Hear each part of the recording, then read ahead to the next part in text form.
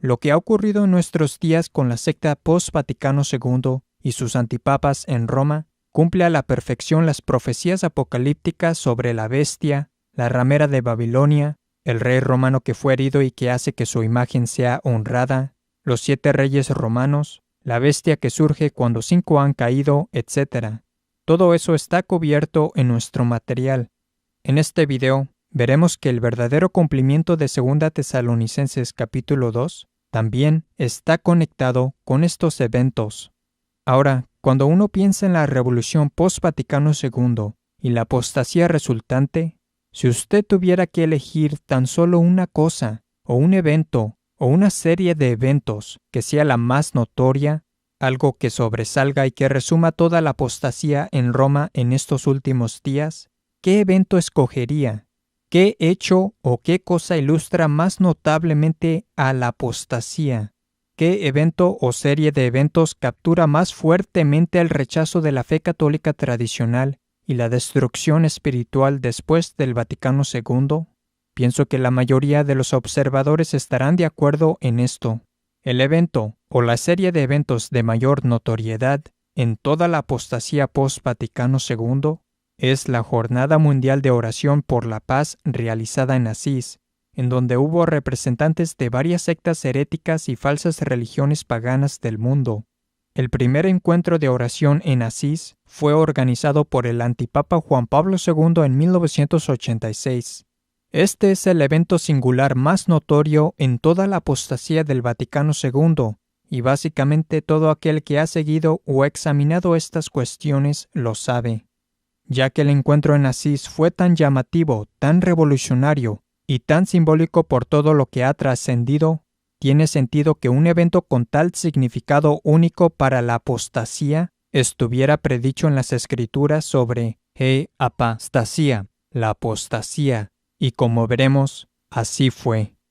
Ahora bien, la Escritura enseña que el supuesto Dios o dioses de los no cristianos y de las religiones paganas no son Dios, sino demonios. Las personas que no adoran al Dios del cristianismo no están adorando a Dios, sino a demonios. Esa es una de las razones por las cuales la Iglesia Católica siempre ha prohibido todo tipo de oración o adoración conjunta con miembros de otras religiones. En su encíclica Mortalium Animos de 1928, el Papa Pío XI declaró que la Iglesia Católica siempre ha prohibido a los católicos participar en asambleas no católicas. También denunció las convenciones o reuniones que incluían a incrédulos o a miembros de varias religiones. Él identificó esos movimientos como un rechazo de la verdadera fe. Ya en 1928 los no católicos habían hecho esfuerzos para promover tales encuentros, y ellos representaban el falso ecumenismo, motivo por el cual el Papa Pío XI los condenó, pero había, en primer lugar, encuentros de diálogo o de oración conjunta entre los herejes que reclamaban ser cristianos. Hasta que vino Juan Pablo II, nada como el evento de oración en Asís, en términos de un encuentro real de oración con representantes de las principales religiones en el mundo, incluyendo a todo tipo de paganos, había tomado lugar alguna vez. Nunca antes en la historia, desde el tiempo en que Dios creó al hombre, se habían reunido en un solo lugar los seguidores de básicamente los principales falsos dioses bajo el sol para rendirles, entre comillas, culto. El evento en Asís fue mundialmente histórico. Fue Juan Pablo II, un hombre que reclamaba ser un papa católico, quien lo realizó en 1986. Y cuando usted reflexiona en ello, solo alguien en la era moderna, con la posesión de medios modernos de comunicación y de transporte, que tuvo la fama, el carisma y la influencia internacional como la de Juan Pablo II, podía organizar tal encuentro de adoración, en donde los líderes de todas las principales religiones en el mundo aparecerían en un lugar para orar a sus muchos falsos dioses. Juan Pablo II invitó a los adoradores de toda clase de falso dios a que vinieran a orar en Asís. En total había más de 150 diferentes líderes religiosos que emplearon juntos la jornada ayunando y orando a su mal llamado dios o supuestos dioses. Se incluyó a herejes de toda índole, a judíos y musulmanes que rechazan a la Santísima Trinidad y la divinidad de Cristo, budistas, a los seguidores del vudú, hinduistas, zoroastrianos, jainistas, sikhs, indios paganos americanos, a los seguidores del bahaísmo, etc. En el evento de Juan Pablo II había adoradores de Buda, de serpientes, de espíritus de varios tipos e incluso del entre comillas gran pulgar, entre muchos otros. Entonces, al organizar este evento mundial histórico de idolatría y falsa adoración, el antipapa Juan Pablo II no solamente estaba aprobando y facilitando la idolatría, él estaba haciendo eso, ciertamente, pero a su vez él mismo estaba cometiendo idolatría. Esto se debe a que el simple hecho de concretar tal evento es una profesión pública de fe en los falsos dioses. Esta es una profesión de fe en todos los falsos dioses adorados en Asís. Piénselo de esta manera. Si alguien organiza un día de oración y culto por una causa en particular, tal persona no invocaría que los entre comillas dioses paganos sean incluidos en la adoración, a menos que él profese que aquellos entre comillas dioses son reales y que pueden responder a la oración y culto. Por ende, el mismo hecho de que Juan Pablo II haya organizado un evento como el de Asís, el cual invocó específicamente a que se les rinda culto a otros dioses, además de las muchas otras cosas que él dijo e hizo, fue una profesión pública de creencia en el poder de falsos dioses. Él fue, por lo tanto, un idólatra público. Asís fue el evento más notorio en la historia de la apostasía del Vaticano II, y en Asís, toda clase de entre comillas dios u objeto de culto fue adorado. Ahora, ya vimos que en 2 Tesalonicenses 2:4, San Pablo describe al hombre del pecado como el que se opone y se alza por encima de todo lo que se llama Dios o es objeto de culto. ¿Acaso la frase en 2 Tesalonicenses 2:4, todo lo que se llama Dios o es objeto de culto, no suena exactamente a lo que fue representado en Asís? Sí, lo es. La descripción en 2 Tesalonicenses 2:4, todo lo que se llama Dios o es objeto de culto, encaja perfectamente con lo que fue representado en Asís. Esto es así porque San Pablo en realidad estaba describiendo el evento en Asís, como veremos. De hecho, la frase en griego de 2 Tesalonicenses 2:4 para todo lo que se llama Dios o es objeto de culto es pantalegamenon theon sabasma. Es muy similar a la frase que usa San Pablo en 1 Corintios 8:5 para referirse a los ídolos y a los falsos dioses con las palabras legemenoi theoi, o sea, llamados dioses. Al describir apostasía, esto es, la apostasía, San Pablo nos dice que el hombre del pecado será el que se opone y se alza por encima de todo tipo de cosa llamado Dios, todo lo que se llama Dios o es objeto de culto. Ahora, la palabra griega que se traduce como el que se opone es el participio antikeimenos. Viene del verbo antikeimai. Antikeimai, que es una combinación de anti, que significa contra, y keimai, que significa yo yazgo, yo me inclino, yo me planto, es usada frecuentemente para cosas que se contraponen de alguna manera. Esta es la razón del que haya numerosas versiones que traducen esa palabra del versículo como el que se opone. El verbo antikeimai se usa para describir varias formas de oposición entre personas o cosas de una forma u otra. Sin embargo, antikeimai puede simplemente significar oposición posicional. Antikeimai puede sencillamente referirse a yacer o reclinarse o ponerse frente a u oponerse a algo de manera posicional. En otras palabras, puede significar estar cara a cara con alguien o estar situado enfrente de él. Por ende, antikeimenos, en 2 Tesalonicenses 2:4, que a veces se traduce como el que se opone, puede significar simplemente el que se reclina frente a, o el que yace frente a, o el que se sienta frente a, o estar puesto o situado frente a, etc. Puede querer decir el que está cara a cara con alguien más. En consecuencia, 2 Tesalonicenses 2:3-4 puede traducirse así: porque primero debe venir la apostasía y hacerse manifiesto el hombre del pecado, el hijo de la destrucción, el que se reclina frente a y se alza por encima de todo lo que se llama Dios o es objeto de culto. Ahora miren esto. En el evento de Asís en 1986, Juan Pablo II y los representantes de todo lo llamado Dios y objeto de culto estaban formados juntos en una plataforma.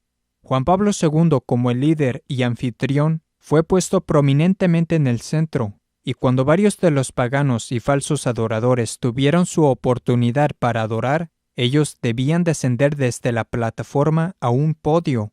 Ellos tenían que descender varios escalones, desde un punto más alto hasta un punto más bajo, con el fin de llegar al podio en donde ellos quedaban enfrente a su llamado Dios y ofrecieron oraciones y culto. Eso quiere decir que Juan Pablo II estaba situado por encima de donde los muchos infieles hicieron adoración. Juan Pablo II se había alzado por encima del punto de donde ellos ofrecieron oraciones al llamado Dios o a los llamados dioses y a los objetos de culto. Además, a medida que los paganos e infieles adoraban a su llamado Dios o a sus llamados dioses en el podio, ellos ofrecían oraciones hacia el objeto de su culto, tal cual como uno esperaría. Ellos se enfrentaban a su llamado Dios o a sus llamados dioses. Ellos pronunciaron oraciones hacia la dirección en la cual creían que estaban sus llamados dioses. Los paganos y los infieles estaban, por tanto, posicionalmente opuestos a, o de frente a, o cara a cara con lo que ellos estaban adorando.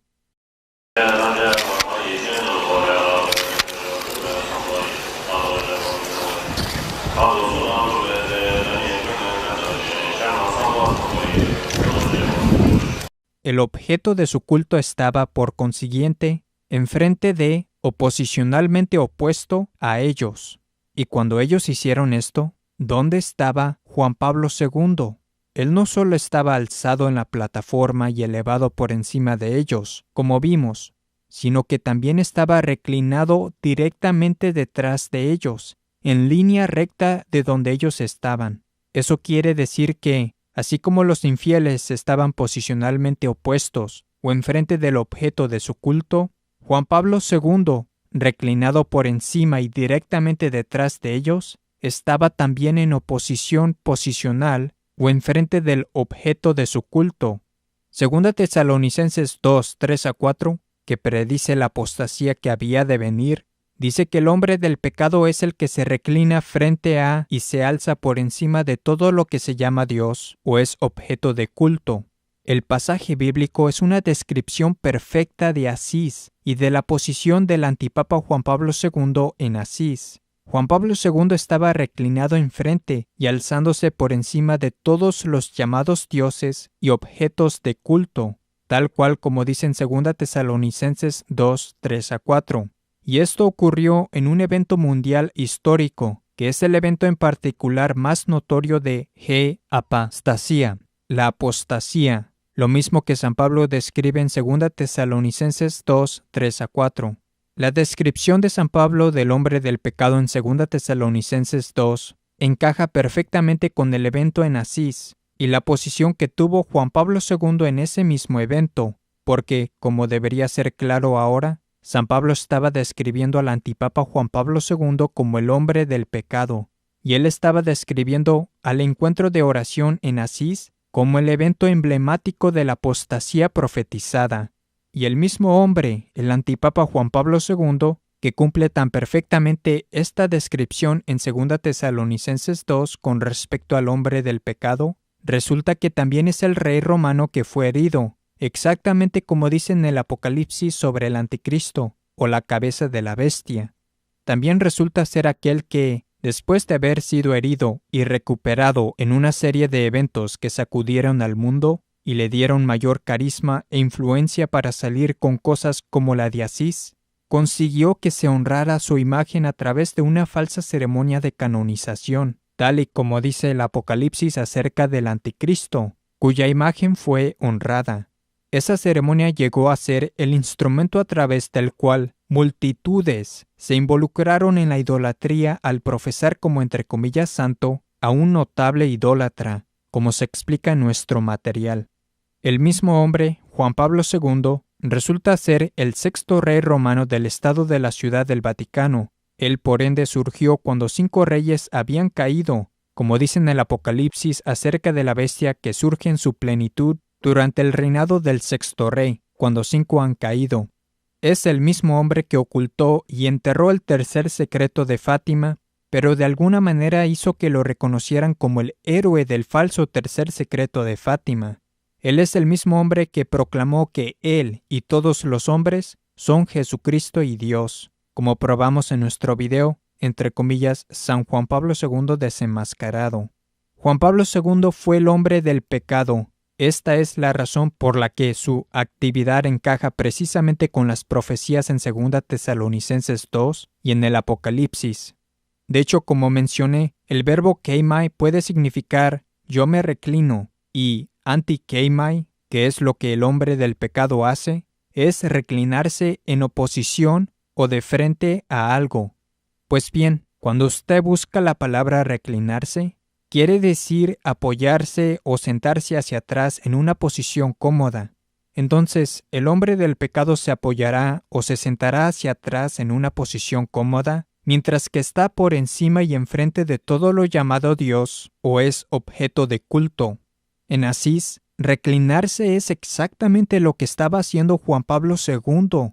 Él estaba sentado o apoyado hacia atrás en una posición cómoda, mientras que estaba por encima y enfrente de los llamados dioses u objetos de culto. La descripción de San Pablo sobre el antipapa Juan Pablo II, reclinándose o apoyándose de manera cómoda en este evento insigne de apostasía, fue perfecta. También tiene perfecto sentido que el participio antikeimenos en 2 Tesalonicenses 2:4, que podría traducirse como oponerse o reclinarse enfrente, se cumpliera a través del hombre del pecado mostrando una oposición posicional durante un evento, en vez de una oposición de hostilidad a todos los llamados dioses. Los falsos dioses de los no cristianos son, como vimos, demonios. Ellos están bajo el dominio de Satanás. Ellos hacen parte del reino de Satanás y su reino no está dividido contra sí mismo, tal y como Jesús dice en Lucas 11, 17 a 18. Cito: todo reino dividido contra sí mismo es arruinado, y las casas caen una sobre otra. Si pues Satanás se divide contra él mismo, ¿cómo se sostendrá su reino? Tiene perfecto sentido, por tanto, que el hombre del pecado hospedaría un evento que caracteriza a apostasía, durante el cual él está posicionado enfrente y por encima de todo lo llamado Dios y objeto de culto, en vez de intentar derribar u oponerse a la adoración de falsos dioses de manera hostil, ya que esos llamados dioses son, en efecto, demonios. En lugar de eso, Satanás quiere poner la adoración de todos los falsos dioses que él ha inventado a la par espiritual con el verdadero Dios, y eso fue lo que el hombre del pecado trató de hacer a través de Asís y de su apostasía e indiferentismo totales. En la versión completa de este video vamos a cubrir numerosos aspectos extra sobre este asunto. En ella se mostrará cómo Juan Pablo II se ajusta precisamente a la profecía sobre el hombre del pecado sentado en el templo de Dios, manifestándose a sí mismo que es Dios. De hecho, el antipapa Juan Pablo II manifestó y proclamó que Él es Dios mientras estaba sentado en el templo de Dios, de una manera que ningún otro lo había hecho en la historia cristiana. Eso fue probado en detalle en nuestro video, entre comillas, San Juan Pablo II desenmascarado. La versión más larga de este video también demostrará que, al identificar adecuadamente al templo de Dios en 2 Tesalonicenses 2:4, y por ende lo que la Escritura declara ser el templo de Dios en el Nuevo Testamento, demuestra también que la fe católica tradicional es la única verdadera fe de Jesucristo, y que la Iglesia Católica es la única verdadera Iglesia de Jesucristo, fuera de la cual no hay salvación. Sin embargo, durante la apostasía profetizada, el templo de Dios, el templo que pertenece a la verdadera iglesia de Cristo y que normalmente representa el lugar en donde se ubica el líder de la verdadera iglesia, es apoderado por el hombre del pecado, por la veneración de su imagen, y por la falsa iglesia de los últimos tiempos, la ramera de Babilonia, como parte del engaño final. La versión completa del video también abordará y refutará una objeción común que las personas promueven sobre el asunto del hombre del pecado y el anticristo. No obstante, lo que hemos cubierto debería dejar claro que el antipapa Juan Pablo II fue el hombre del pecado. Aparte de todo lo demás, él fue el que se reclinó frente a y se alzó por encima de todo lo que se llama Dios o es objeto de culto en el evento emblemático de la apostasía profetizada, tal y como dice en 2 Tesalonicenses 2, 3-4.